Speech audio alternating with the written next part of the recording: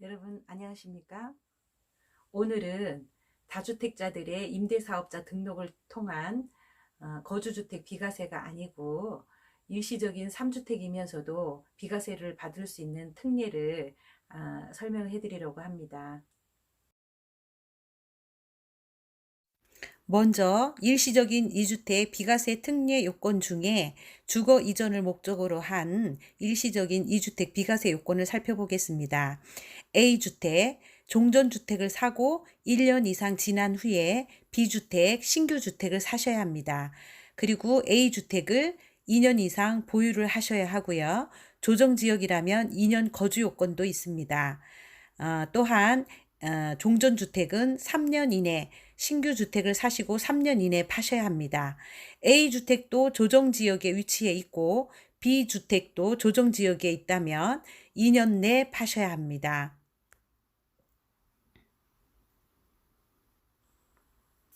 2019년 5월 24일에 저를 통해서 매매 잔금을 하신 분이 헐레벌떡 찾아오셨습니다. 2019년 5월 1일에 일시적인 2주택 상황의 종전주택 매매 계약을 체결을 하셨는데요.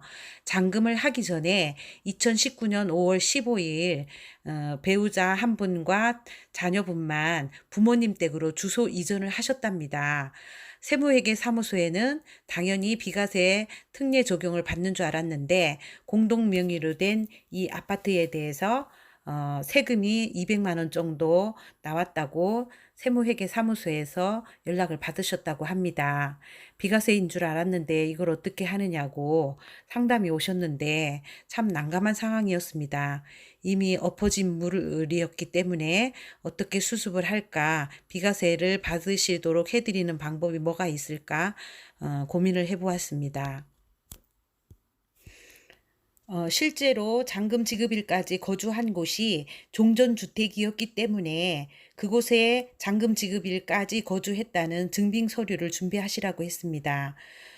통신비 사용 내역서, 도시가스 사용 내역서, 관리비용 수증, 그리고 교통카드 사용 내역서가 있으면은 떼갖고 오라고 해서 가져오기는 했지만 서류가 조금 미비된 상태였었고 또 뭐 도시가스 영수증이라든지 이런 것들은 남편분 주소는 그대로 남아 있었기 때문에 세무서에서 이걸 과연 증빙 서류로 인정을 해줄지가 걱정이었습니다. 그래서 생각해낸 것이 혹시 잔금 지급 전에 부모님 댁으로 주소를 이전을 했지만 부모님 나이가 몇 세인지를 물어보게 되었습니다.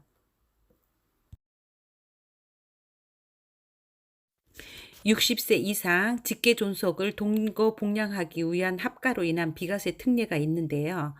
합가한 후 10년 이내 매도하는 주택은 비과세 적용을 받게 됩니다.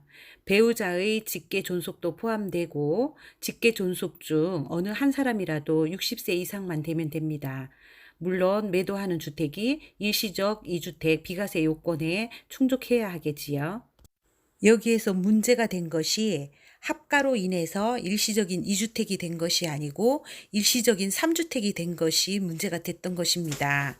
그런데 규정상 일시적인 2주택 상태에서 집이 한 채인 부모님과 합가해서 일시적으로 3주택이 된 경우라 하더라도 이 경우에는 비과세 적용을 받게 됩니다.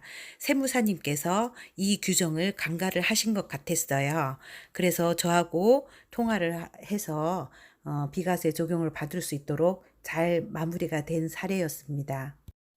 네, 오늘 설명 잘 들으셨나요? 이처럼 무심코 한 어떤 행동으로 인해서 세금 폭탄을 맞는 경우가 허다하다고 합니다. 오늘의 경우에는 금액은 얼마 되지 않는 경우였지만 몇 억씩 세금 폭탄을 맞는 경우도 많다고 하니까 다주택자들의 경우에는 특히 주택을 매매하시기 전에 세무 전문가들의 상담을 꼭 받아보시기 바랍니다. 감사합니다. 다음에는 더 좋은 정보로 만나 뵙겠습니다. 좋아요와 구독하기는 저에게 힘이 됩니다. 감사합니다.